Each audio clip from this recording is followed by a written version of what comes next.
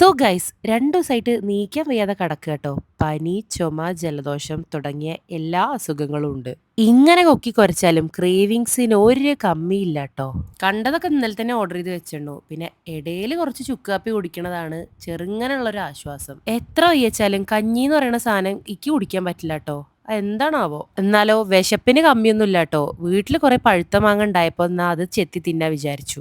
അത് മാത്രല്ല ഈ ഒരു സമയത്തെ കുറച്ച് ആക്റ്റീവ് ആവലും കൂടുതലാണ് എനിക്ക്. അല്ലച്ച കുളിക്കാനൊക്കെ മടിയാ. ഇത് നേരത്തിന് തല നനച്ച് കുളിച്ചു. പിന്നെതാ ഈ 2 സാധനമുള്ളതുകൊണ്ട് സർവൈവ് ചെയ്ത് പോണു ട്ടോ. ഇഷ്ടണ്ടായിട്ടൊന്നുമല്ല, പിന്നെ മാറണ്ടേ. ഇതൊക്കെ കാണുമ്പോ എന്റെ അമ്മ മനസ്സിലങ്ങോട്ട് പറയുണ്ടാവും, ശില്പയെ അണക്കാ മുടിയൊന്ന് കെട്ടിവെച്ചൂടേന്ന്. അതും ഈ ഒരു എക്സ്പ്രഷനില്.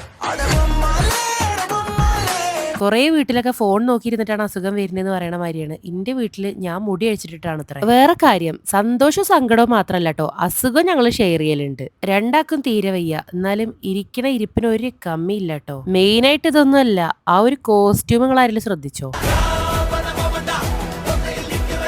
No words guys, no words. So ഇങ്ങനെയൊക്കെയാണ് ഞങ്ങളുടെ ഒരു പനി ദിവസം.